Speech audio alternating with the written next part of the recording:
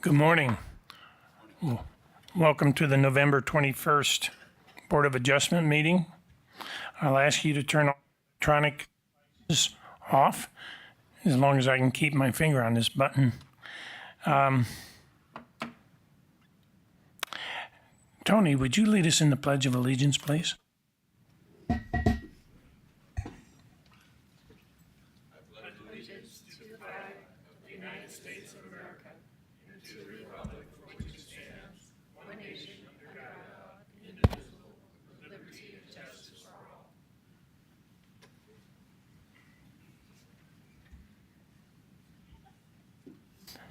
Thank you.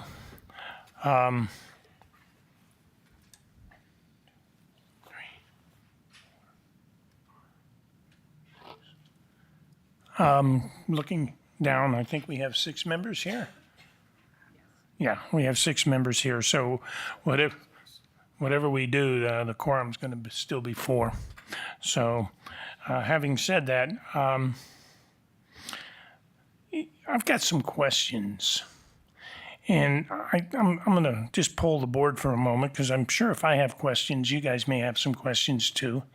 And mine are somewhat of a legal nature, and I'd rather do it not in the public for the moment. So I'd like to recess into executive session, and I'd like to make that as a motion to go into executive session for a few minutes. Can I have a second? Second. Thank you. I have a motion and a second. Those who would like to get some of their questions answered before we go into public signify by saying aye. Aye. Aye. Aye. Any opposed? Okay, we're going to recess into executive session for a few minutes. And can you show us where we're supposed to go into executive session? Go this way. Okay.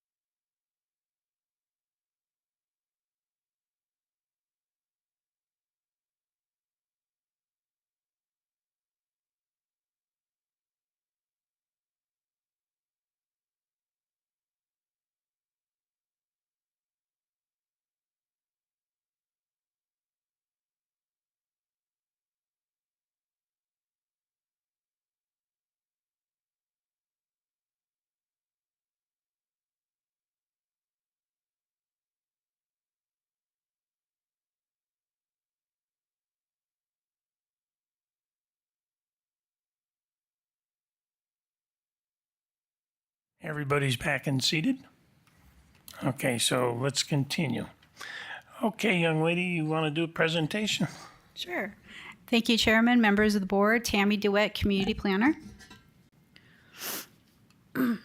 Before you today is a request for a conditional use permit to allow the inclusion of a helicopter landing pad at the north side of the hospital site that's being built right now, adjacent to State Route 69 in the Business Regional Zoning District. This is not going to be a pad where a helicopter is stationed. There's going to be no fueling station. It won't be there permanently. It's a heli-stop, kind of like an ambulance where it comes and picks up patients or drops off patients and then flies off. That's what these heli-stops are used for.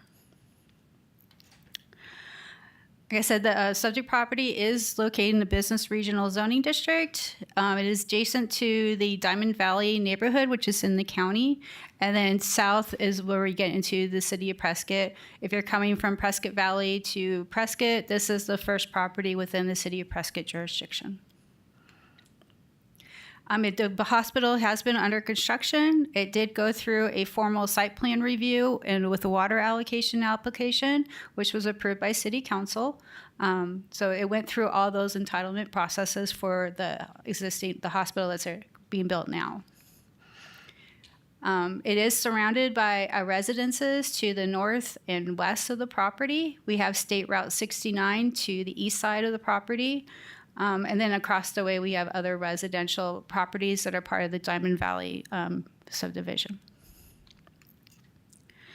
As part of their site plan approval and all their building permits, we do have approved landscaping plans. This is a rendering of when it all gets finished up. It will be heavily landscaped to meet our hillside criteria due to the back of the property on the west side is very sloped. And so they will have to put in retaining walls and landscaping to soften the visual of that. We do have the water tank up there. That is for fire suppression, for additional water for fire suppression. But it did go through a formal site plan review. It meets all the development criteria for a hospital. So before you today is the proposed helipad to be used in conjunction with the hospital. It is located off of State Route 69. Does meet ADOT requirements and FAA requirements for how far away it is from a state highway. And this was reviewed by the FAA and ADOT. ADOT did have some questions and they did address it, and those answers were in your packet. So this is looking from Robin Drive, which is the main access, looking up along the west side of the property line. Like I said, they're still working on that. It will be landscaped and terraced to meet code requirements for hillside development. The water tank up there, that's for additional water for fire suppression. Right now, they do have their construction screening along that west property line. And in driving up there, it did notice that if with that screening fencing there, you really can't see down to the property. It helps screen that. And that's why it's one of the conditions that staff suggested for try to mitigate some impacts is that a screening wall, a 6-foot fence or a wall along that property boundary.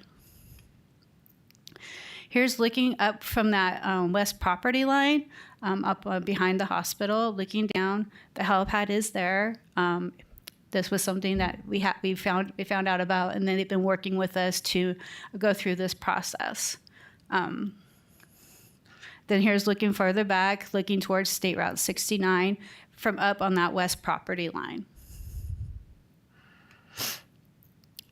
So in reviewing a conditional use permit, these are the criteria that we look at: the effect on the environment, compatibility with surrounding area, external impacts minimized, infrastructure impacts minimized, consistent with general plan and code, parcel size and site plan. There are a couple of the conditions, that external impacts minimized. We tried to figure out any conditions that we could add to this conditional use permit that may help minimize impacts to the surrounding neighbors. Staff did do mealings out to 1,000 feet. That's a map of how far we went out. State law requires us only to go 300 feet, but we did go out to 1,000 feet because we knew that this neighborhood had been impacted with the development and they would be very interested in this request. So we wanted to make sure that we got the public outreach. We also posted the property. We published notices, in the paper, and we did receive a lot of public comments, and those were included in your packets. So if the Board of Adjustment chooses to move this forward, we do have some suggested conditions to try to minimize the impact that we could come up with. First was screening a fence or wall to be placed on the north or west property line. So let's see if this is going to work. Okay, it's not working. So along the west property line and the north property line are adjacent to the residences. That's why we suggested placing the north. Thank you. He put where I needed. Okay. The west property line here, where there's residences, and then the north along this property line too. The screening may help with the noise of a helicopter landing and taking off. That's something we came up with. Also with adjacent landscaping along State Route 69 adjacent to that helipad to minimize some of the visual impact along 69. There is a concern with distraction to drivers. That is a very heavily traveled corridor through there. So we want to make sure that there's something we could do to try to minimize the impact and distraction to drivers. And then thus lastly, that those will have to be completed prior to the final for a building permit for the helipad. It will have to be permitted separately from the hospital. And so they would have to complete that before we would issue a final on that permit. And that concludes my presentation. I'm free to answer any questions. And the applicant is here with other people to answer questions too. Thank you very much. Board members, I'll start down at this end. Mary. I have several questions, but rather than doing a hit and miss, maybe we could hear from the developer in general as far as their plan for the coming and going of the helicopter. That might answer several questions. Fellow board members, would you like to hear from the developer first? Okay, let's do that.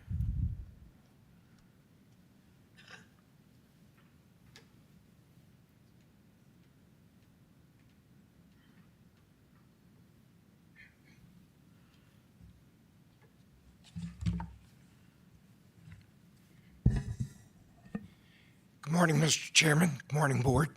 My name is Don Nicolini, and I am the Vice President for Real Estate Development for Exceptional Healthcare. I brought with me today members of the team who have areas of expertise that I believe will be pertinent to your questions. I'd like to begin by asking Bruce McVeigh, our COO, to come up. He will discuss general hospital operations and the number of visits we expect per week on the helipad itself. Colonel McVeigh. Thanks. Mr. Chairman, board members, my name is Bruce McVeigh. I'm the Chief Operating Officer and one of the primary owners of Exceptional Healthcare based out of Dallas, Texas. I've done healthcare now for 40 years, 30 wearing an Army uniform, taking care of America's sons and daughters all over the world, and 10 years as a civilian now working for a prior company in Exceptional. So we know the business real well. You know, Exceptional is based on a really emergency medicine-based hospital. If you look at our hospital, we're given a license by the state of Arizona to be a general hospital with an emergency-based core of our hospital. We have an emergency room, 10 emergency beds in it. We have an inpatient side with 8 beds in it. We'll bring in additional care beside emergency medicine through cardiology, neurology, on-site hospitalists, use of telemedicine, and use of on-site physicians to all add to that hospital piece. But again, it's emergency-based. That's what we come in to do.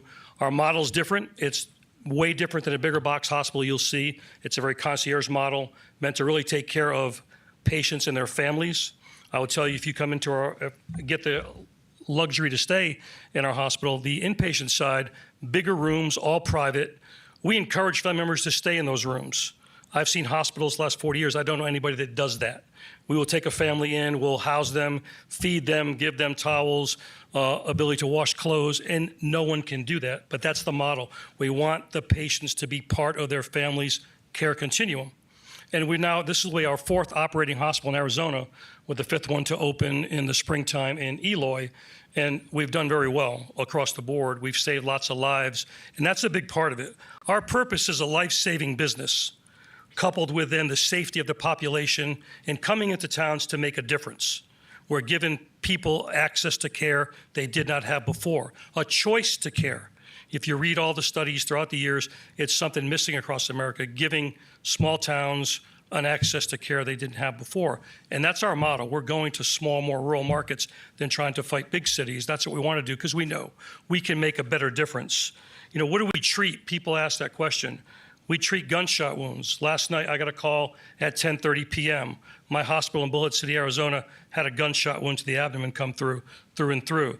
That patient was brought in, life flight came in, brought in 2 units of blood. Patient was stabilized and evacuated to a trauma center in Las Vegas. The patient's still alive this morning, because of the hospital that we had sitting in Bullhead, which is a mirror copy of what we're building here. We actually deliver babies. Not on our scope of practice. We've delivered 7 children in the 3 hospitals in Arizona since we opened the doors, because mom could not make it to the bigger hospital she was trying to get to and came to us to deliver a baby, and the babies are alive today. Again, these are very, very succinct and important hospitals as we're strategically putting them throughout the state. We take care of heart attacks, chronic CHF, trips and falls, head injuries, all things we experience across the board, and our hospital is meant to do that. I read a comment somewhere, it's nothing more than an urgent care. That's farthest from the truth, I can promise you that. Can I jump in with a question? Yes, ma'am. Because our focus here today is the heliport or helistop. Yep. Thank you. That's going to be a hard one to remember to say. Is that little facility, is that facility coded as a trauma hospital? No, they're not trauma center. Trauma designations are given trauma level 1, level 2, level 3. It's based on teaching hospitals, additional assets on site permanently. So we're not coded as a level trauma center, but can handle trauma cases. Okay, thank you. It seems as when I was running through the materials that it seemed to me to be saying that the helicopter transport was going to be from patients out to another facility. But it sounds like from what you're describing, it's also going to be patients, trauma patients, or patients with emergent needs to be brought in to your facility? Most will be going out. We rarely seldom get them in unless it's a true emergency. And the flight people will be talking about that. But what I've seen in our time, we've not had any land. I think one time in one hospital it did because could not make it to the point they were trying to get to. But normally, no, we'll be transporting out. Our averages right now are about 1 a week.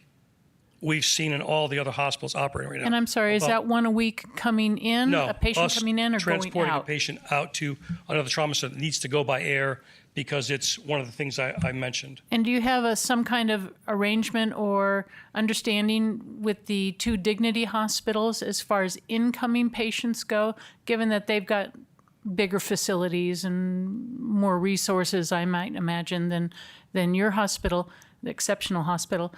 Is there some kind of coordination between the 2 Dignity hospitals and your facility as far as incoming patients with emergent needs via incoming helicopter? To us or incoming to them? We'll have transfer incoming agreements. From we'll have the transfer area. agreements set up with all the hospitals in the area, and we normally do that. Where the decision is made, it's really made on what the patient is presenting with, and then what we know that hospital has. It could be one of those. It could be we go to Phoenix. Phoenix Children's for PEDS cases and serious PEDS cases is going to be where we're going to go. Burn capabilities is probably going to be in Phoenix, depending on the nature of the burns or what we may encounter. So it really all depends. We have multiple agreements set up. I've got multiple agreements at almost every hospital in Phoenix for trauma, for burns, for STEMIs, for PEDS, you name it. But it all comes down to the physician, who Dr. Gilbert is going to speak in a minute on that, of where we would send and where that patient needs to go. And I'm assuming outgoing patients via helicopter from your facility wouldn't be just taking a little hop over to one of the dignities. They would be going down to the valley Phoenix. or Yes, yes. Flagstaff. Exactly. Thank you. You're welcome. Sorry to have interrupted. No, that's fine, ma'am. I hit the point. We average about one a week, like I said, for major things we have to fly out. A lot of it's done by ground for the most part, depending on, and again, it just depends on the nature of the patient. Because our job at the end state is to save lives, no matter what that is. I've had to land helicopters in streets because I didn't have helipad in our emergency business we had before. If we had to do that, we would do that. If it means saving the patient's life, we'll put that helicopter wherever it has to go. And we've shut down streets before. I hate to do that. That's risky. You got to bring in fire departments and police departments, close stuff down. But again, it's all about taking care of the patient in the end of this thing. And that's what we're here to do, honestly. If I can answer any questions, I'd be glad to do so. If not, I'll let Don introduce the next speaker. I'm sorry, I'm going to jump back in. When you give your estimate of essentially, well, one flight a day is... A week. A week? Yeah, it's not a day, ma'am. It's about one a week we're flying a patient out on average for what we've seen right now in the 3 hospitals we've been operating since December of 21. And is that looking at other one of your type facilities in Texas? No, Or- these are the 3 in Arizona. They're operating. We've been open in Arizona since December 21st of 2021 in Maricopa, August of 22, and November of 23 in Bullhead City. And for transfers out, obviously it's dependent on the patient and the needs, but can you give me a general sense of how long that kind of event would take from the helicopter coming in, landing, loading the patient, and away? About 7 to 10 minutes. Thank Because you. by the time that bird comes in, we've already prepped the patient, we've called the bird in, and he's ready to load and go. Mr. Chair, if I may follow up. Sure. You talk about moving people out. Is that a scheduled activity? You plan for that? The doctors say, hey, I got to get somebody out of here? Yes, sir. And how far in advance would you say that happens? Is it they're doing poorly in the afternoon and they decide if they're not better, they're going to move them in the morning? I mean, It could be immediate. It just depends on what the patient's presenting with. It could be an immediate decision. He's crashing right now. He's having an active MI. It needs to go. It just really depends on the patient itself. It's really not predictable. It's not, you can really predict okay, those but things. you're not going to have a helicopter stationed there. No. So There's no helicopter station. It's on call to come in, which the flight people explain. Nothing stationed there. It comes in on our call. Okay, so and nothing's something going to goes. happen quickly. The helicopter is likely in Phoenix, and you have to. Oh, they're close by here.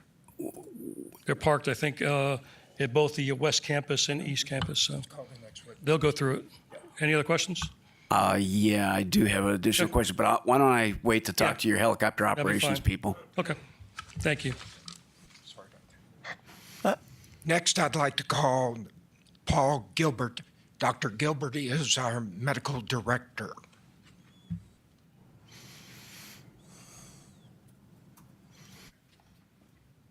Good morning. I'm Dr. Paul Gilbert. I'm board certified in emergency medicine. I'm the medical director at their facility in Maricopa. Doctor, would you move the mic closer to A you? little bit? Thank you. Sure. Is that better? Okay. I'm currently the medical director at our facility in Maricopa. I'll be the medical director here. Looking forward to starting. I've been working in emergency medicine for I think 25 years now. I trained at University of Illinois in Chicago. I've been in Arizona for 18 years now. So I've got a lot of experience with this size of hospital. The smaller micro hospitals, what we can and can't take, when we need to call the helicopter, when we can transfer by ambulance. So if I can answer some of those clinical questions, I'll be happy to do so.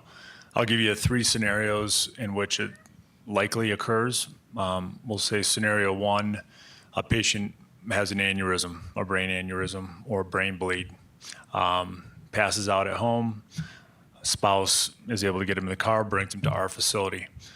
Once I look at the CT scan and I see that there's a big bubble of blood that's expanding, I know he needs a neurosurgeon. There's nothing, I can't fix that. He needs a burr hole and a neurosurgeon. So at that point, we're calling to find an accepting facility that would have neurosurgery.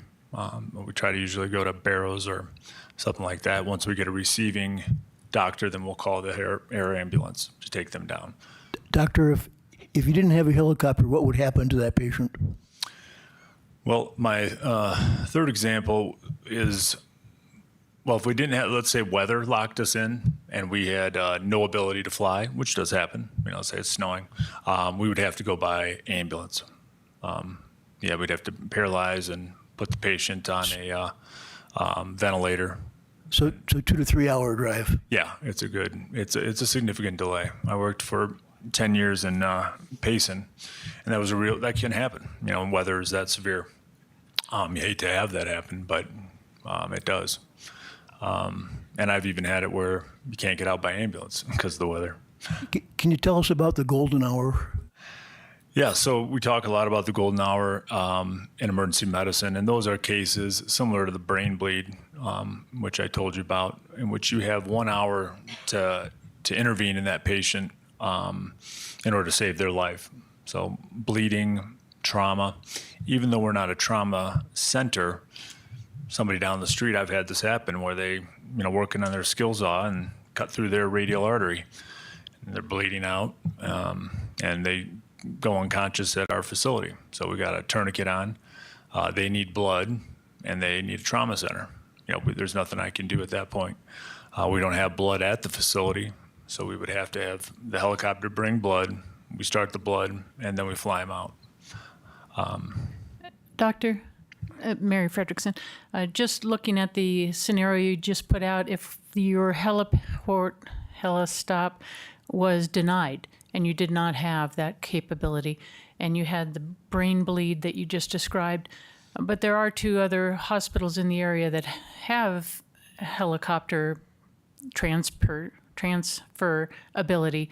So if you had that where somebody rolled into your facility with a brain bleed that you diagnosed via imaging, it wouldn't be a matter of you'd have to put them in an ambulance and drive them down to the valley. You could put them in an ambulance and drive them over to Dignity, where a helicopter would be waiting, and off you would go.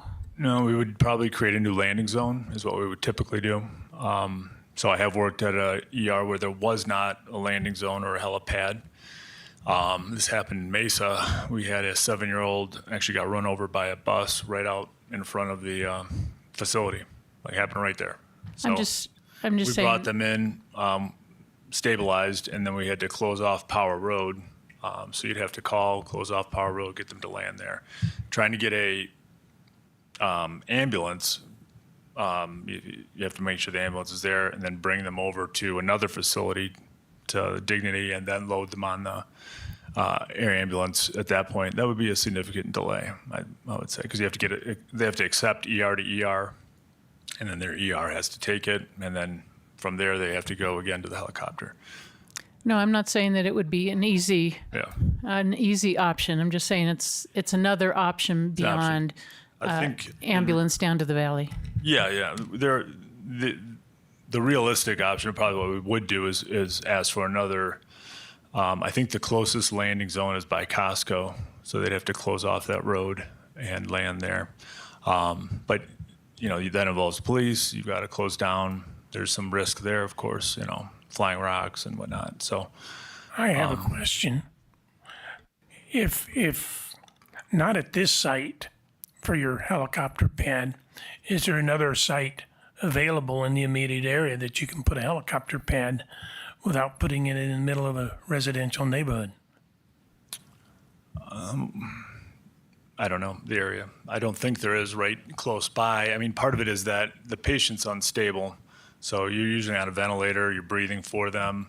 You may have a drip of medication. So being able to wheel them directly to the helicopter has some benefit rather than trying to get them to somewhere close by via ambulance and then flying out.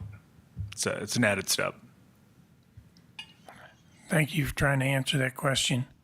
I have a question, Mr. Chairman. Yes, Mark. Doctor, if let's take your example that you just gave in Mesa. If this didn't have a formal helipad, let's say it just wasn't imagined. You as a physician, and you had a patient that was in very bad shape, who would you contact to utilize your parking lot as the landing zone on an emergency basis? Is that just the police? Yeah, it would be, dispatch when we call for air ambulance. That's initially where we would call, and then they help arrange police or fire to help block off that area. So your experience is what would happen, phone calls would be made, a helicopter would be launched, and it would land as close as humanly possible with the circumstances, which could be your parking lot, it could be the road in front of you, so that you could care for the patient. Correct. Yeah, I think they have set designated landing zones, and I believe the closest one is by Costco. So that would still involve an ambulance again, and over to that, I believe that would be the one they would go to, and I'm sure the Native Air Ambulance will give us more on the exact landing zones that they can go to. Thank you.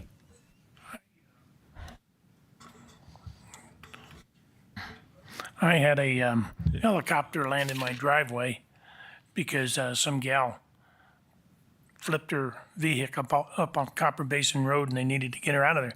That helicopter's going to land wherever it's got a site to land. You know, you don't necessarily need a helicopter pad in the middle of a neighborhood. You're going to land that helicopter to save a life in the middle of somebody's driveway. I've been there and had that done. Yep. So, I mean, that's the way it works. So, I mean, you know, we got to be right up front with the public. I don't necessarily think the helicopter pad is a necessity. What's a necessity is making sure that you can land that helicopter. Yeah. I mean, we will have to do what we have to do to get the patient, you know, the examples I gave with a brain bleed, somebody bleeding out, somebody with an aortic dissection. You know, these are all minutes. You know, minutes can save brain tissue, can save heart tissue, have a significant difference between life or death there. And I understand that. One of the rules of the board here, though, is to look at the appropriateness of the site that's being asked, not necessarily of all the problems that are out there in the planet. Is the middle of a residential neighborhood an appropriate site for a helicopter pad, anticipating that pad will be used? So, anyway, any more questions from the board? I have a Yes, sir. question.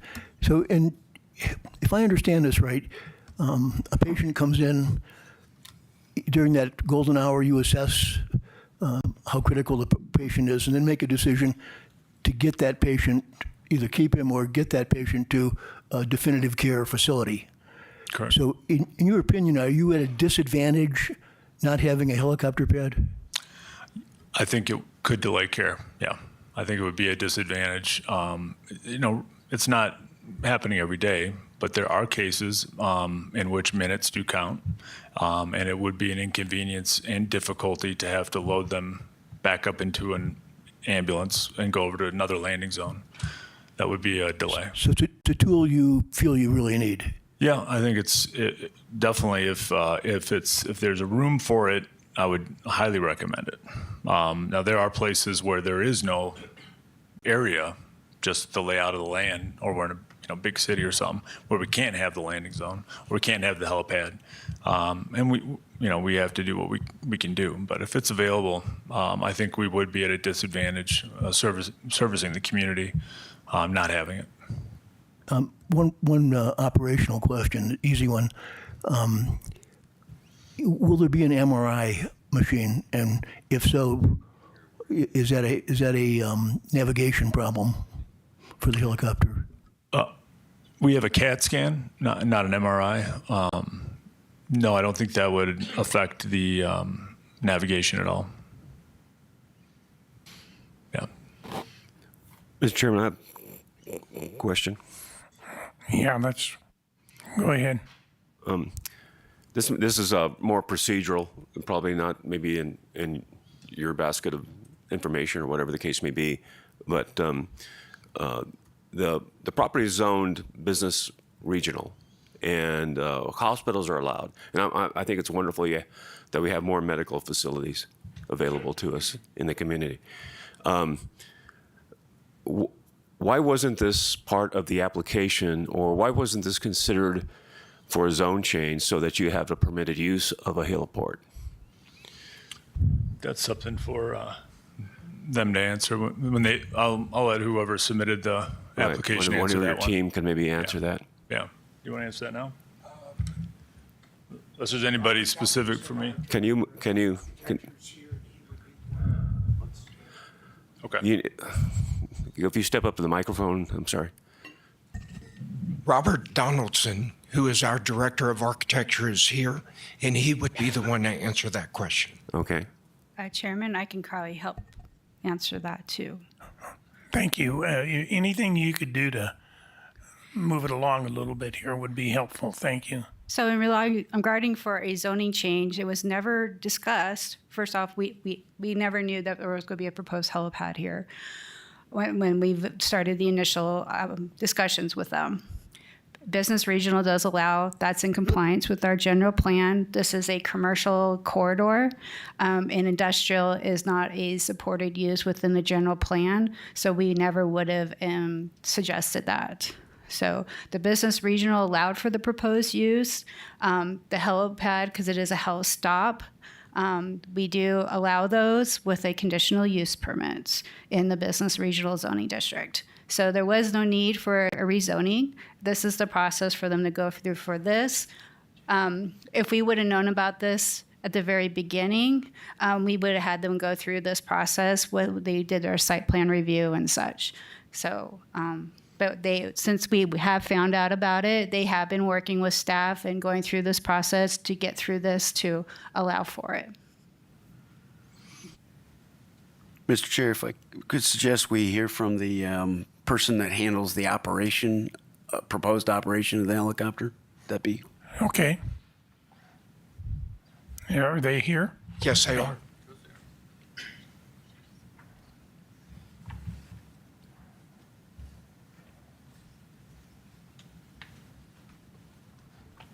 Good morning. My name is Nicola Krim. I'm the Senior Account Executive for Native Air.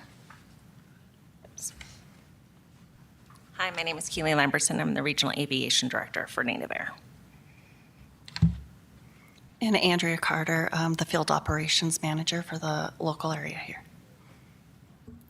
Andrew, do you want to send this, or you want to put those, give them? Who could we present? We do have a map to show the noise abatement procedures for.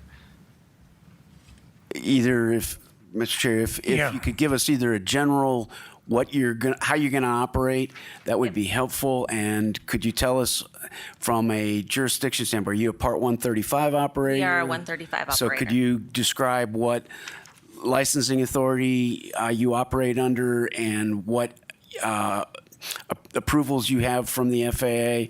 Will this be a designated FAA landing site and so forth? Just fill in a bunch of the blanks. Okay. We are a Part 135 operator for Air Methods. We operate all over. Is that super loud? Sorry. We are a national company. We are the largest air medical company in the United States. We have, how many here in Arizona? 450 across I'm sorry, if the you could nation. speak into the mic. We're having Sorry. difficulty hearing you. Is that better? We have 450 bases across the nation. So for this location, we are not based at this location. We are based in Prescott and Prescott Valley.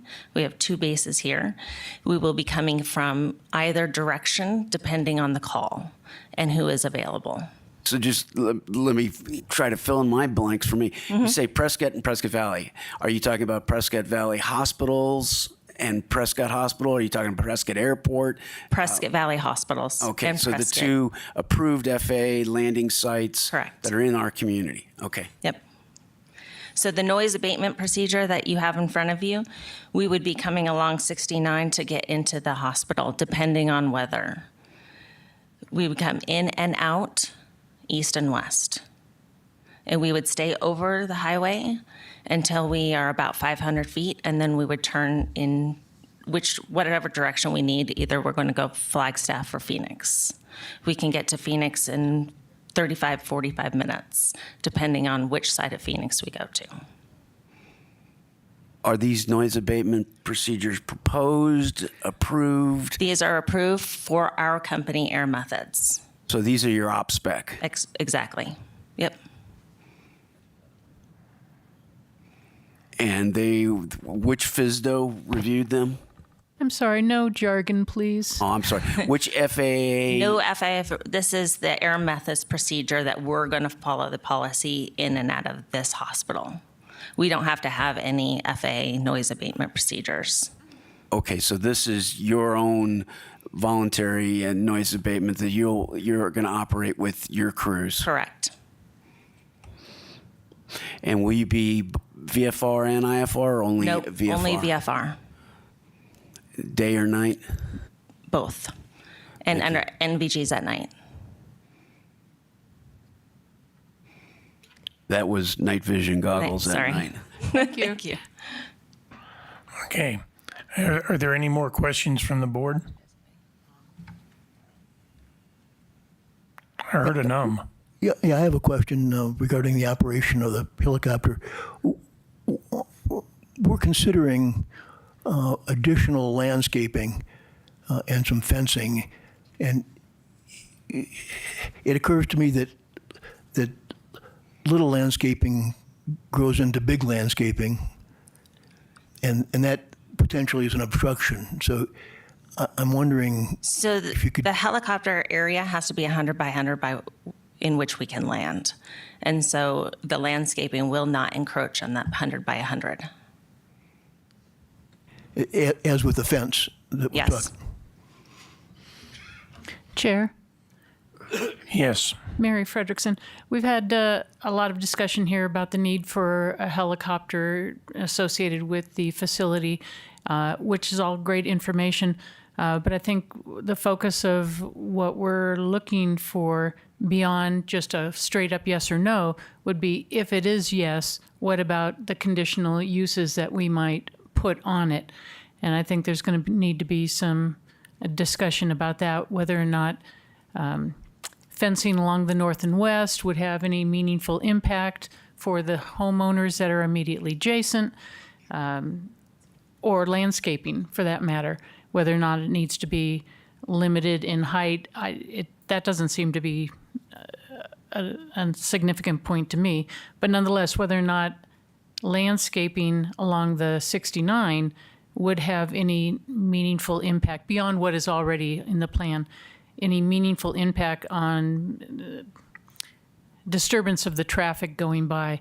And I know there's already been the comment that the landing pad over at the very busy intersection of Willow Creek, Miller, Iron Spring, and Montezuma, the helicopters come and go there all the time without any looky-loo crashes going on that I'm aware of anyway. But nonetheless, I think there's going to be a lot of discussion necessary for whether or not the proposed by the staff or our own proposals for conditions put on the application here. I don't know who amongst all the people coming in would be best to address questions on as far as potential for fencing along the north and west, and the potential for landscaping along the 69. That would fall under the purview of Robert Donaldson, our Director of Architecture. He will be the last witness. Come on up. I believe that Air Methods had some additional information they'd like to share. Sure. Again, thank you. I was listening to a lot of your questions back there, so I was kind of jotting notes down, and I wanted to make sure that we were able to address some of those. In talking about the golden hour and the delay, it's very important, for hospitals, I believe even smaller hospitals, to have helipads or helistops. What happens is it can be a delay. Ambulance services, they can give a delay, sometimes 2 hours to wait for an ambulance. And so that's also detrimental to the patient. So being able to have a safe place to land, transport that patient, and get them to where they need to go quickly is vital. Also, you guys talked about blocking off an LZ over at Costco or in the road. What happens with that is it pulls police and fire all around to the helicopter now, and it takes them away from some of the other services that they're supposed to be taking care of. Yep, and I think that was it. I Did you- have one question for you, if I may. Yes, please. Your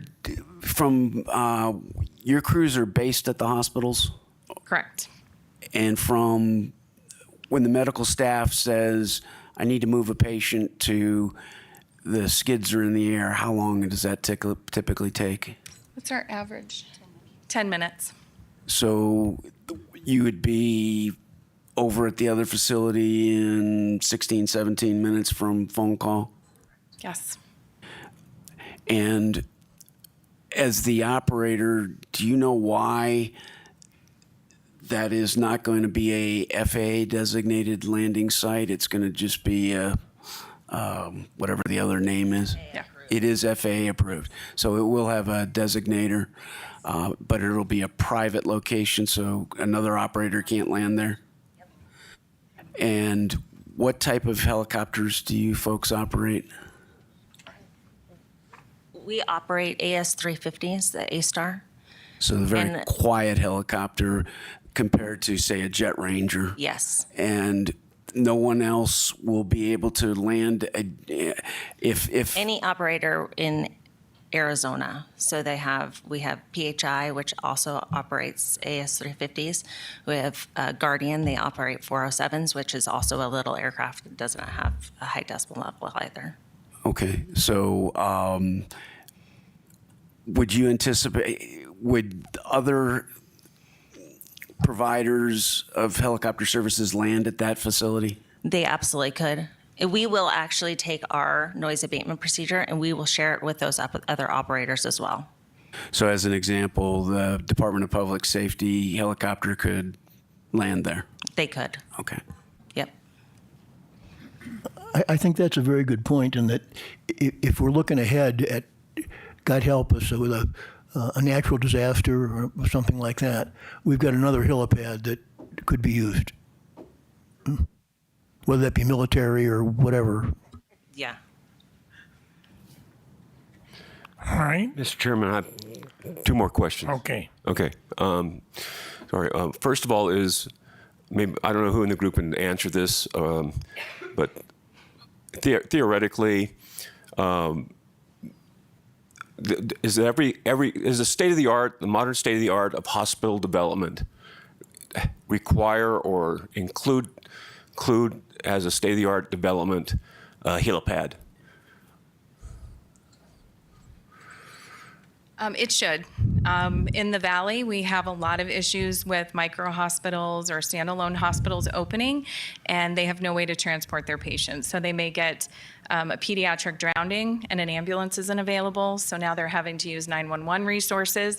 But I actually sit on the Ames board in Arizona, down in Phoenix, and we've actually had this conversation a lot. So we're trying to push forward that new hospitals that are opening, that they have a helistop.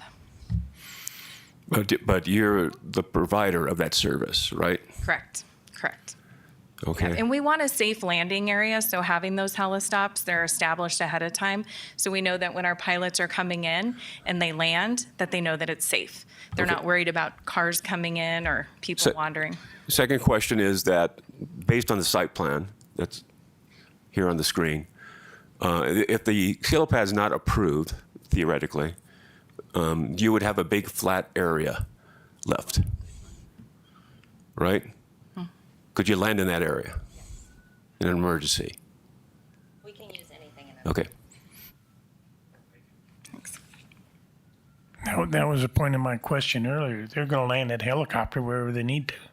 That's a fact, with or without a pad. Yeah, but there's issues with rotor wash and debris flying all over, and a lot of unknowns with that.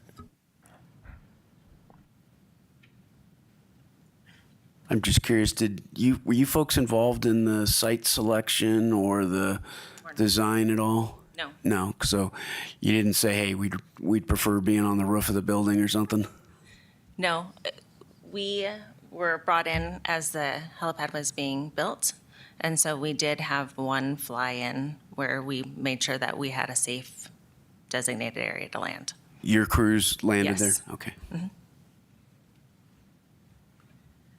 And speaking to that portion and a little bit that has been talked about in the landscaping, that was why we did come and do a fly-in. It was about almost 2 months ago, for the safety and to be able to give some recommendations as well, which is what brought up some of the landscaping in order to keep dust down, in order to help with noise and with safety overall. And so those were some of the proposed projections that were sent with them, which is how they've established some of that as well, instead of it being dirt.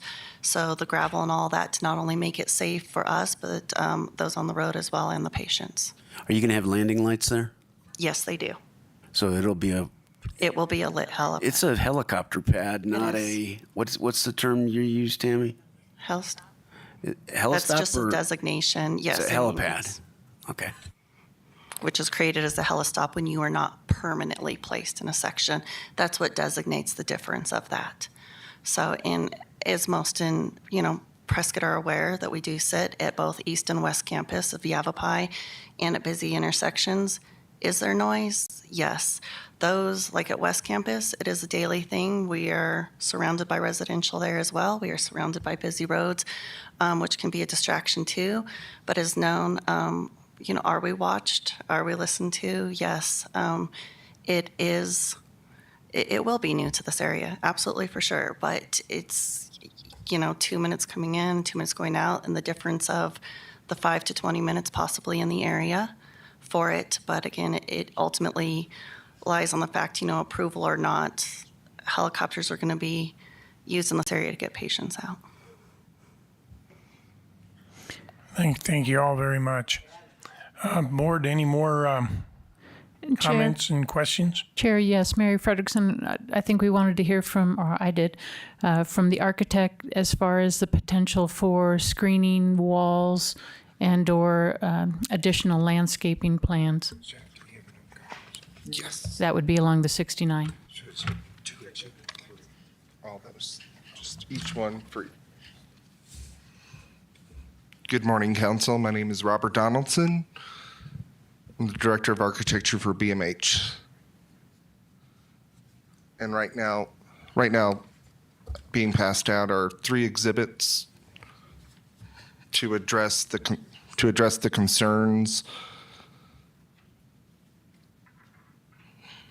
So the first exhibit is the extent of a 6-foot high wood with steel posts at 8 feet on center fence. It would run about 1,280 linear feet. And it would cover the west and north property lines. I'm sorry, would that be a solid fence? Yes. Slats? Yes. And how high is it? And it would be 6 feet. How far away is it from the center of the helipad?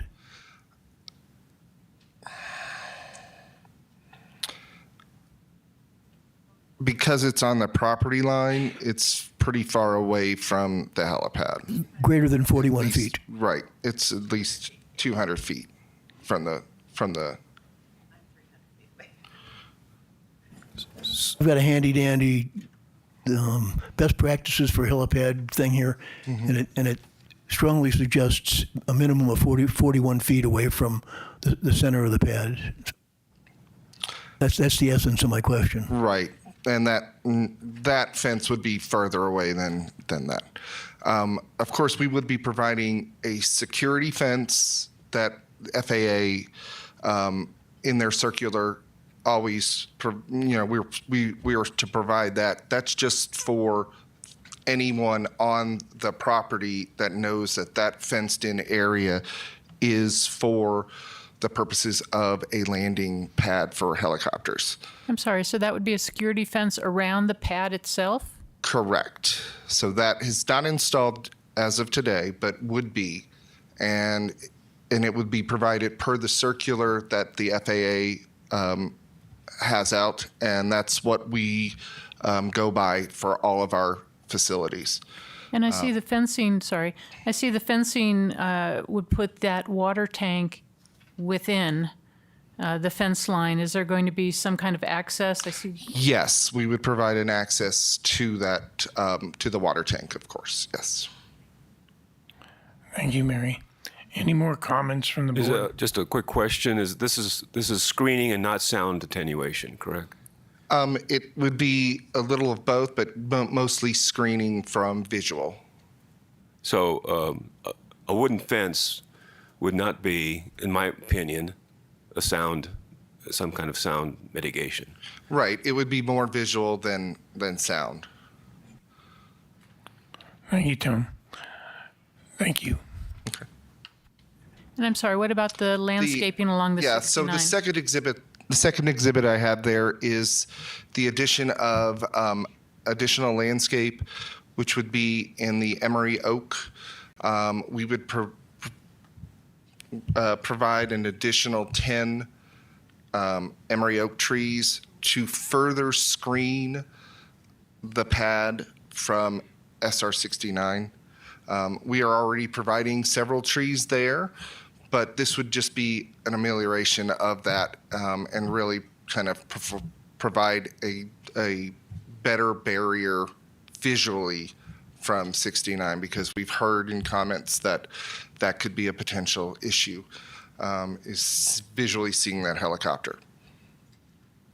I'm sorry, I do have a further question as far as distraction for the 69. As you're coming along the 69 from the Prescott Valley side, so from the north coming south, the visual of the pad, you don't get that until you're right up next to it, because there's that hump that you can see in this one photograph that you passed out. Correct. Is that hump to the north of the helipad going to stay in place, or are you going to shave that down? No, that would stay in place. And in the third exhibit, there's kind of a overall aerial view showing kind of the addition of a hydro mulch that we would provide for provide a natural landscape for that hill, as well as the entire hill that is behind the hospital, and the addition of that rock that we talked about to eliminate any kind of concerns with dust or debris that would be brought up because of the helicopter landing. And are you familiar with the landing site that the operator utilizes at the Prescott Hospital? I am not. Is anybody, because just my personal experience with that helicopter pad, I've parked in the handicap lot immediately adjacent to the helicopter pad, so less than 75 feet away from the center of the helicopter pad.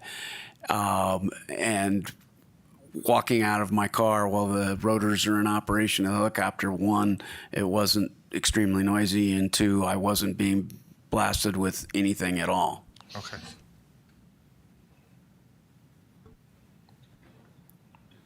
Did you want to comment on that? Behind you, I'm sorry. Yeah, Behind, the lady behind you. Oh. I apologize. What the question? The helicopter pad that's at Prescott Yes. Hospital, Yavapai Community Register, whatever it's called, Yavapai Regional Medical Center. This will be, I think, significantly more distant from operations than that pad. I mean, that pad is adjacent to the sidewalk, and it's adjacent to the handicap parking lot, and there's a bunch of trees to the south of it. I mean, it's Correct. a tight hole, and you've had no problem with cars having broken windshields or debris flying or pedestrians walking down the sidewalk, and it's a heavily used sidewalk. It is. So thank you. Appreciate the question and the explanation of the helipad there. Yes, while we do have parking surrounded to the north and the east of that, it is landscape, and we actually have gravel just outside of that helipad as well, and the safety security fence that they spoke of. As you're aware, it is a very daily used, and we are housed there, helipad. And so yes, ones do come just to park, to watch us take off and land in that area, with the sounds, with pictures, with things of that nature. So same as why we made recommendations opposed to the gravel and things as well for exceptional, for overall safety. It's not to say that can never happen. that there wouldn't be. We've even actually just this past year spoke with the city about tree maintenance that was on the west side of Yavapai West Campus's helipad for that too, for the safety of the roads and that. So it is always an ongoing thing with aviation on us for everybody's safety. So it does. Reason I bring that up, this, as shown here, even without any enhancements that might be added to it, this is significantly removed from both the road and from the parking lot and from More the, so the than- hillside than the pad that's been in operation for a long time. Yes. Okay. For the one at West Campus, correct. Thank you, young lady. If that's okay to say anymore. Oh. I never know how to speak. Hey, welcome, Marin. Glad to see you here. You too, Ted. Yeah. All right. Anybody else now? Chair, before I don't know if this is the appropriate moment, but is the public going to have a chance to make comment? Public.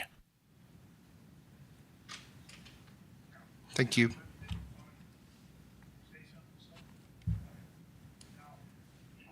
Comments from the public.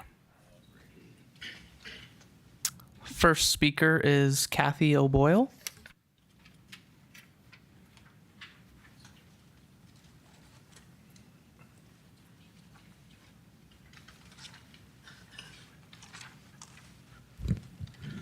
Good morning. Good morning. You hear me okay? Okay. I appreciate your presentation. I appreciate the presentation. It answered some of my questions. But I think we're forgetting the triage before you ever get to a hospital. You have paramedics that go to emergency scenes. The doctor was talking about having a brain bleed. You can diagnose that in the field. So you could take them directly to the Dignity Hospital, where they have more diagnostic tools, and the helicopter's there, and not have to wait that 17 minutes. We have excellent services here, ambulance, paramedics, that do a good job of triage in the field. So you can't eliminate that factor. There was a lot of discussion with the helicopter sites. The east and west campus are on flat surfaces. The one that's going to be here in Diamond Valley neighborhood, they had a big discussion on it. It was very emotional. My parent was saved because of a helicopter, blah, blah, blah, blah, blah. The really interesting and only comment that struck my mind was from Deborah D. in Yavapai Hills, who said, "My husband was a Navy helicopter pilot for 10 years. He says he wouldn't want to land there because it's in a hole. Also, the residents probably wouldn't want the noise. Not to mention that it's just an ugly care, urgent care, which obviously not. Why would they need a helipad? If a patient is in serious enough condition to need a medevac, then they should be taken to, he said, actual emergency room, which they are. Sounds like this place is trying to make itself sound more important than it actually is, which I agree that we need. I live right above where the hospital is located. I'm glad that memory care unit didn't go in there. That was discussed at one time, because I plan on rolling down the hill to get care. And I still have a problem with the proper, propeller. They're in a hole. There's going to be dirt. There's going to be small amounts of gravel because it's in a pit. If you've ever been in a helicopter in a pit, it can be very scary. Most of the time, the helicopter pilots have to be very, very, very accurate and really aware of all the different winds because you can get different wind shears in pits. At least that's been my experience. And just kind of a 6-foot wall, how will that affect the community, the people who live there? I mean, the view for some of the people when they put up the water tower was blocked, and they were pretty frustrated with that. And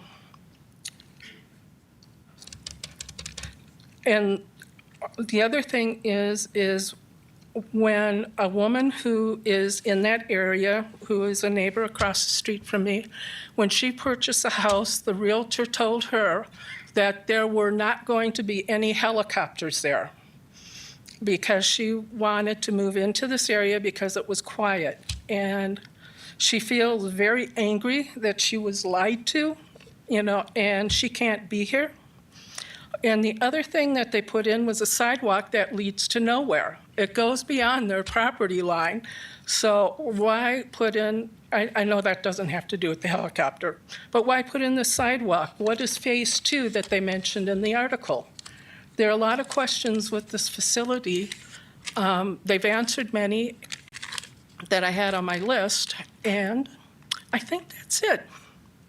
I thank you all for holding this, and I also thank the builders and stuff for being here to explain a little bit more. I just think it's a lousy location. Next. Next speaker is Barry Golden.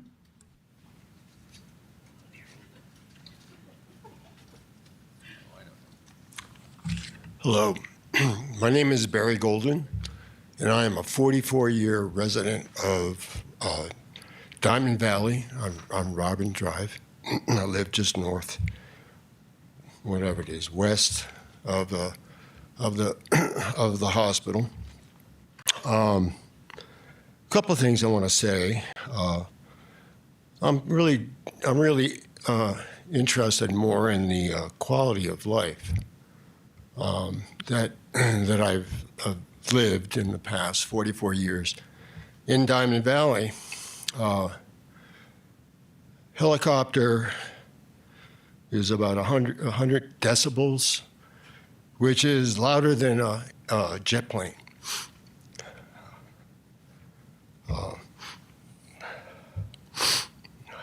I'm a little nervous.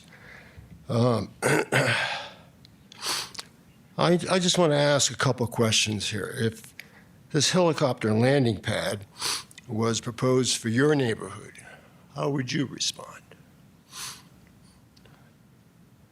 Is it really necessary? Do we really need one there? Anyway,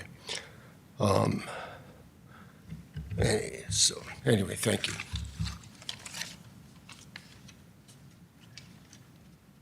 Next speaker is Stephanie Bragg.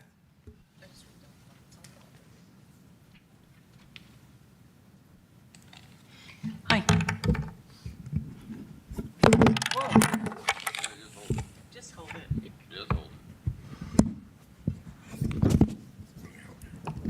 Boy.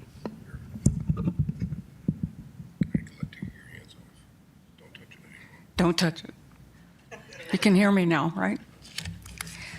Hi. My husband and I live in Yavapai Hills on Cactus Place. And I noticed on the map that we're not in the impact area. We're very much in the impact area. Our property backs up to Diamond Valley, which is Robin Drive. So we have lived there 48 years, this coming December. And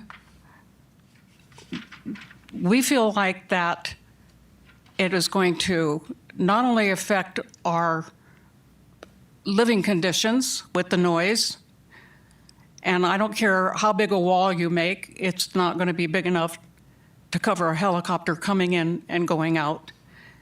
And we don't even know in which directions this is going to happen at the time that they happen.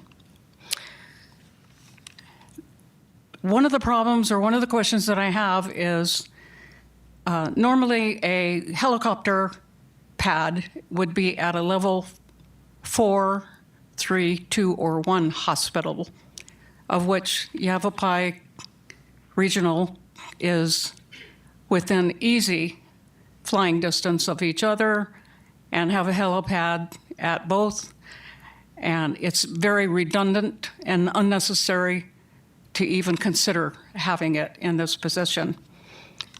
There are many low electric lines surrounding this whole area. If you look from 69, you can see them within 50 feet, 100 feet of the hospital. I think that that is a very sincere danger. And as far as the other situation is that you can't really see on the map, is that this is like a big wash area, and it's what do I want to say? It's a very hilly area. So there's a lot of wind that comes down into that little valley, and I think that that could be affect the safety of a helicopter coming in, taking off, whatever. And I guess the last question that I really basically have is the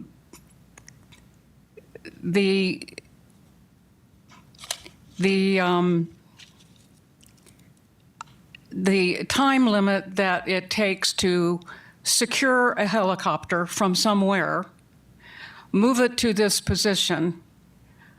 By then, a ambulance could have made the trip to Prescott Valley easily. One other factor is, what is this level of that's been assigned to this hospital? I mean, it's not even in none of the hospitals that I've seen on the levels that hospitals are rated in the state of Arizona are even close to a level 4, or even on the whole agenda of levels.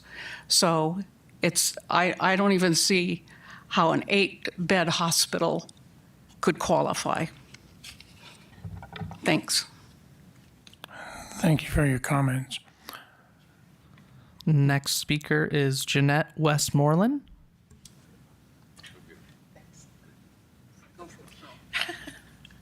Hi, I'm Jeanette Westmoreland. I've lived in Diamond Valley for about 10 years, and I live about 300 feet away from this helipad, helistop. And I'm up on the hill, and I am adjacent to the highway. And so if you look north, oh, you could go back to that other, yeah, because the site, yeah.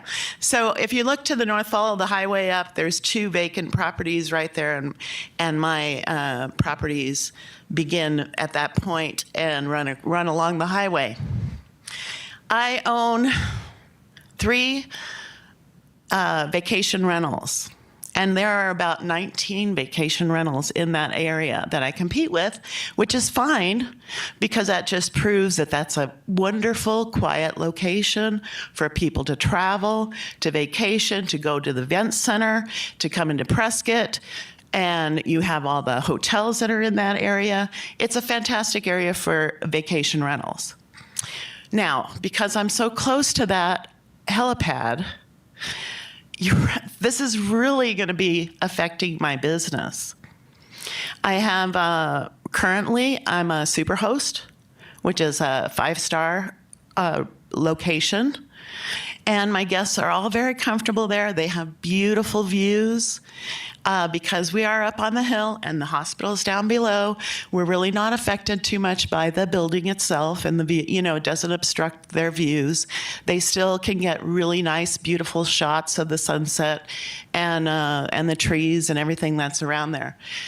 We happen to have a couple of test flights coming in, like they just admitted, coming in off the highway. They happen to just stop and hover in the backyards of my property while they were looking for their location of where they were going to land. This is not good. This is very disruptive to my business. And if they start giving me bad reviews online, I'm not going to get any bookings. And then everything that I'm at retirement age. I'm not able to start over and do something again. This is my retirement. And so this noise, I know we're talking about lives and we're talking about being able to evacuate somebody that's in critical condition and that needs to go to another location. But, you know, it feels to me like they are doing it anyway and then asking for forgiveness later. And that's not fair to us. That just isn't fair to somebody that has been trying to. I've lived here in Prescott, Arizona for almost all my life. And it's just not right the way that this has taken place with the helicopter pad there. Not to mention, we are also on a hill, and they were talking about landscaping, and they said putting wood chips down the side of the road. Wood chips are a lot lighter than gravel is in Prescott. Prescott also has concrete, asphalt, everything surrounding that landing spot. And here, it's gravel. And it's down on a hill, and those blades are going to whirl, and that dirt is going to fly.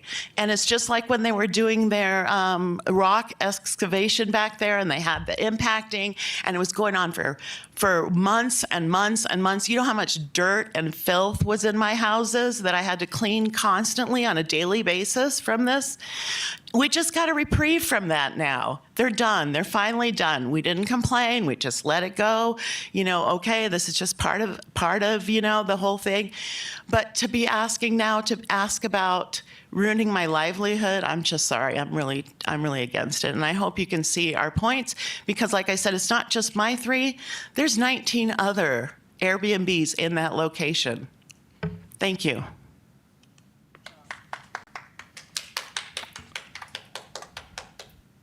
Next speaker, we have Go ahead. I was going to say, who do we have next? Logan Westmoreland. I'm going to make it short, but I don't understand if it's such an important thing to their operation. I think somebody should have picked the location that had this pad and was already approved, not afterwards, if it means that much to them.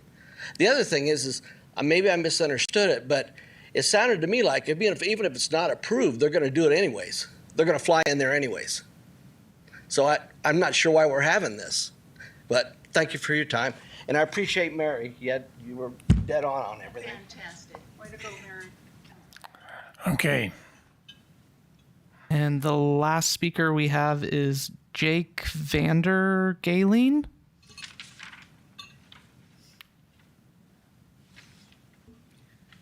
Hi, I'm Jake Vandergalen and my wife Glenda. We own the property directly across from Highway 69 on Rose Quartz Drive. When you were talking about the flights, they're going to be coming right along Highway 69. That's within, 80 feet of our house. And we have an Airbnb also, and we will be impacted by that also. I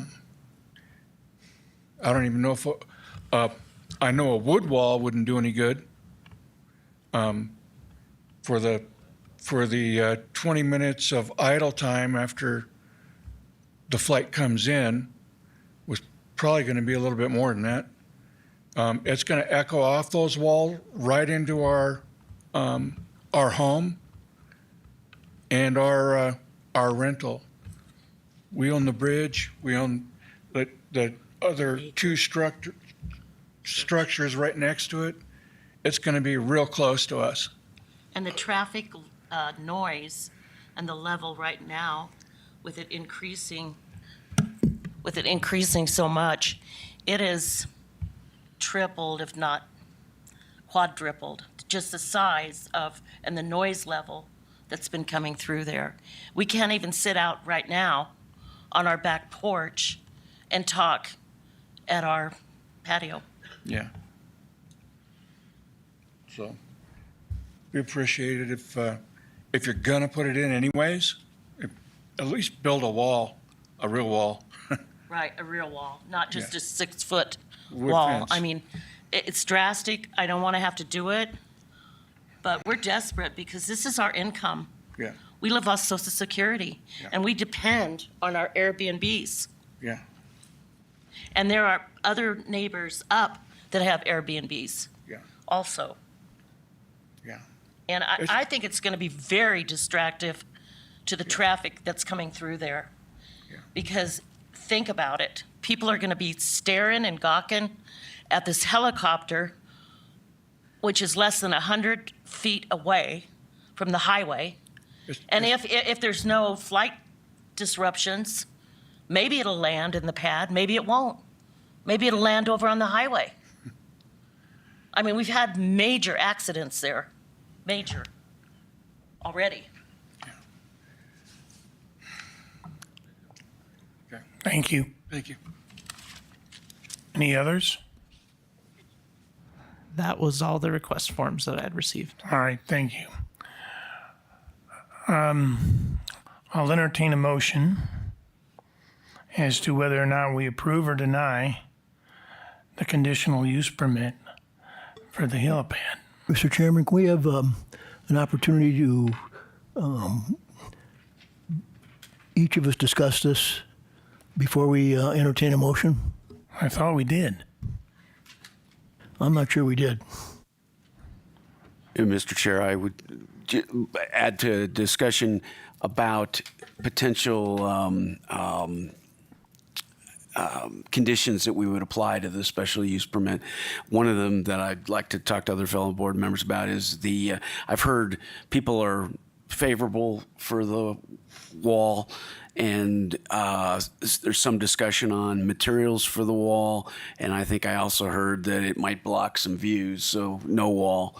I'm wondering if we had a special use permit approved, if it should be a block wall, and I'm talking about kind of I'll call it the periphery of the property area wall. I appreciate your comments, but from my perspective, I thought I heard somebody in here presenting say they're going to land their helicopter whenever they need to land their helicopter, anywhere they need it. So from my perspective, I don't see the use or need of a pad. So, I mean, if that be the case, so that's just my perspective on this whole thing. When somebody's life's in jeopardy, and you've got medical people being rushed in, they're going to put that helicopter down wherever they need to put that helicopter down. You don't need to build a special pad for that purpose. And I agree with the comments that I heard with regards to distraction from the highway. You've got one of the busiest highways in the Yavapai County out there on 69. And to think of the idea of targeting it with helicopters coming in and out, that doesn't make a whole lot of sense to me. Now, we wanted to discuss this. I discussed my point of view. Anybody else? Yeah. A couple things. First one's adjacent. I'm wondering if this facility provides competition for Dignity and improves their care. I don't know the answer to that, but I'm wondering that. But more to the point, it seems to me the whole idea of an emergency facility is to stabilize the person and get them to the definitive care place they need to be fast. And this, to me, the hospital and the pad are kind of like shoes and socks or beer and pizza, or they live together. And it's just important to recognize that the main point is to get that trauma patient to where he needs to go fast. Otherwise, it's a 2 or 3 hour ride, and I'm not a medical guy, but basically the patient dies. So to me, they live together. Thank you for your comments. Mr. Chairman, Yes. a couple things. First of all, I'm a little frustrated by the process here, is that like you said, the shoes and socks comment is this should have been contemplated and went through the original process when the original development regarding through the planning, zoning, and city council. It should have been included at that time. And as I pointed out, hospitals are permitted in this zone. Helipads are not in this zone. So we have, we have a conditional use, precedent setting already on these applications. So I just frustrated by the process, but that the process is too bad, so that I agree with my fellow commissioners regarding the fence is not. I think there should be a wall. So I would eliminate the word fence or in the condition for the recommended action. A little frustrated by the fact that we are basically having to put a Band-Aid on a landing spot for a helicopter. It's unfortunate we've got to this point. Hopefully the process and the definition of hospital will include helipads altogether in the future. That's my feeling on the matter. And I agree with the chairman, a helicopter will land there anyway. Thank you for your comments. Any more from the commission? Yeah, Mr. Chair. Yes, sir. I'd be happy to state what conditions I think would be wise to apply for CUP 24004. Condition 1 would be follow the FAA advisory circular for the helicopter landing zone. I don't know the publication number, but I'm sure we can get that and it can be included. I believe that we would want to say that the peripheral wall, the wall kind of the furthest away, would be of block construction or not be built at all. So block construction, I'll start there. And then I would suggest that no wood chips be used within, I don't know what the distance, let's say 200 feet of the landing pad, and instead appropriate aggregate size gravels should be utilized, but not wood chips. And those would be the conditions that I would put on a motion. But before I actually make that motion, I wanted to find out if fellow board members had anything they wanted to add. I think that's a fair question to ask him. I've already stated my particular position on the proposed project as it's been proposed. So I'll start over here with Mary. As far as the input we just got, wood chips, I didn't see or hear anything about wood chips. Are there wood chips thought about? I may have misheard, I'm sorry. So no wood chips, okay. And I'm going to hop in as the attorney for the board and just say the FAA rules and regulations are going to have to be complied with anyway. So I don't think it needs to necessarily be a condition. It's an advisory circular, so it's recommended. We can't enforce that. A staff that will be overseeing, to make sure the conditions, we cannot, that's not something that as a city staff that we can enforce. That's a federal regulation that they have to comply with as part of their licensing. Okay, I understand that. Can we request that they They have gone through the FAA and got FAA approvals. We have that information. So, and that's been sent to our airport so that they understand that there's a potential landing pad here. So they're following all the FAA regulations that they're supposed to adhere to. Okay, we'll leave that. So thank you. I understand. Appreciate the input. Thank you for those comments. Now, with that, and you saying that we've already gotten the FAA approval, was that conditional with a landing pad? Yes, it was for this request for this site. Thank you. That makes a whole lot of difference. Thank you.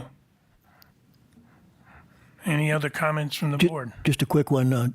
I made a stab at reading the 156-page advisory circular.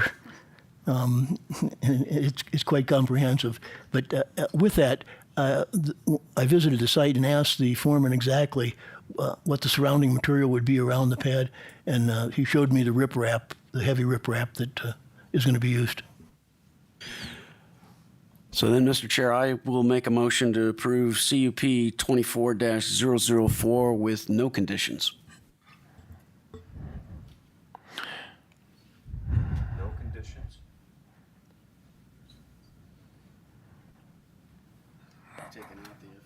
I don't hear a second. I second. Tom Hutchison. Now I have a motion and a second. All of those in favor say aye. Aye. Aye. All those opposed say aye. Aye. Aye. No opposed. All right, let's try it one more time. Aye, oppose. All those that are opposed say aye. So right now we have you're trying to do a recommendation of denial. Yes, ma'am. Okay. Do we have a second? Wait a minute. No, there's not a recommendation. That's not what I sorry. heard. It's a I recommendation heard. for approval of the Yes. CUP without any conditions. That was the That's first the one. motion. Right. That was the one that just died. Right, it They died. voted No, on I it. got a second from, No, he did. They voted. Yep. So we just had a vote from Mark, seconded by Hutchinson, to recommend to approve the request with no conditions. That failed. 5-2. Yeah, I don't know if it did or not. So Yeah, they voted maybe and it better- denied 5-2. Does that sound right? I don't want to put it, I heard 4-3, but, or 4-2, but Well, I heard it failed. let's, Want to do a roll call? on that motion, let's do a roll call. Yeah, let's. Okay. Let's, So we're going to do another motion for recommend approve to approve. Sorry, abuse the commission Mark. to approve the request with no conditions. Correct, and that was what was seconded. So Right, to and I approve want- it with no and conditions. I want to know what that vote was. It was okay. So I what we heard do? something a little different. Okay. That's all. Sure. all right, let's go down. Mary, with no conditions. Deny. All right, your turn.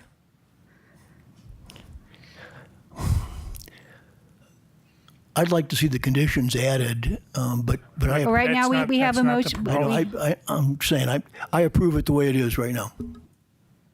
So you're making you're saying you approve with no conditions. That's the motion on the table, and I Yes. approve that. Okay. I deny. Deny. Approve. Deny. You win. And now you can consider an alternate motion if you want. Thank you. Mr. Chairman, I'd like to make a motion. Please do. I move that we approve CUP 24-004 with the conditions that are identified on the recommended action sheet. Would the motion maker just make one small amendment? Eliminate screening, eliminate fence or in number 1? Did you hear that? Say that again, Tom. Well, the point is, I would like to see a masonry wall, like my fellow commissioner suggested in the beginning, and I don't think the fence does the job. So I'm just saying, I'd be in support of that screening, as well. screening wall to be placed on the north and west property line. Yes. Okay. So we have a motion to approve with the conditions as noted, except on number 1, a screening wall to be placed on the north and west property line.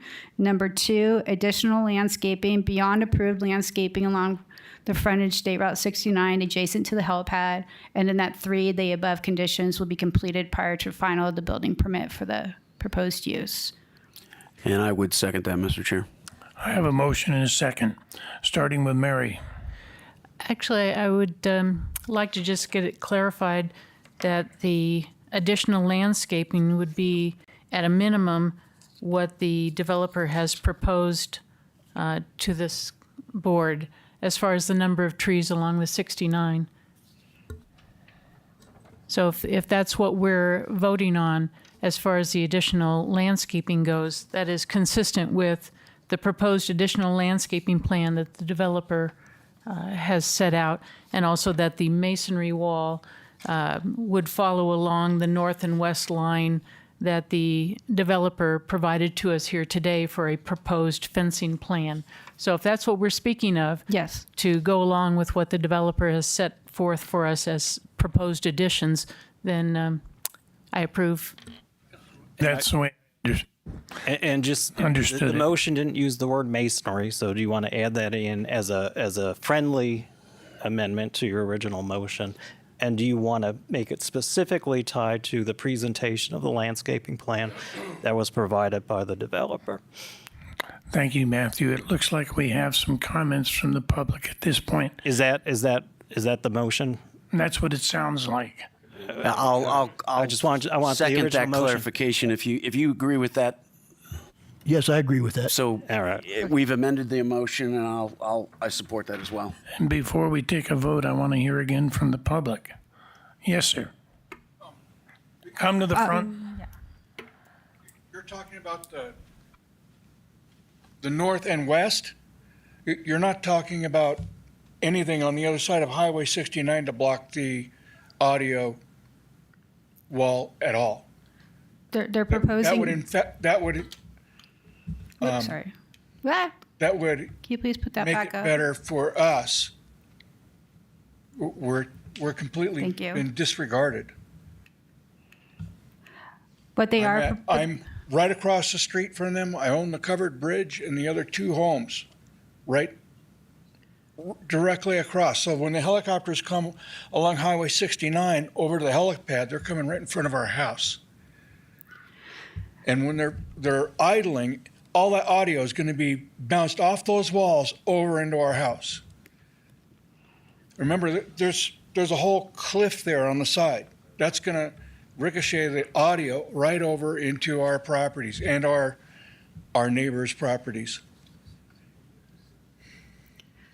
Which they all work. They weren't able to be here today. And we're less than 100, we're less than 100 100 feet away. We're right next to Highway 69. That's where the flight path is going to be. It's going to come across Highway 69 right into their parking area there. Can I comment? Yeah, you can comment. If you're going to put a wall in, I appreciate your concern. I really do. I live very close to the hospital, West Campus, and we deal with a couple flights a week. And to be honest, it's a nothing burger. Okay, we're gonna go back to the vote, and I've already stated my position on this. The helicopter people are gonna land anytime they want, wherever they want, when somebody's life is in jeopardy, and that's what they said. So, anyway, go ahead, Mary. Sorry, I approve of the motion as stated. Thank you. Yes. It's my motion. I approve. Okay, I vote no. Go ahead. Approve. Approve. Approve. All right, so it's a 6. 5 to 6. Five 5 to 1. 5 to 1. Okay, so that's the end of that tune. And there are no updates from staff. Stay for a while more. I'm sorry. All right. With that, this meeting's adjourned.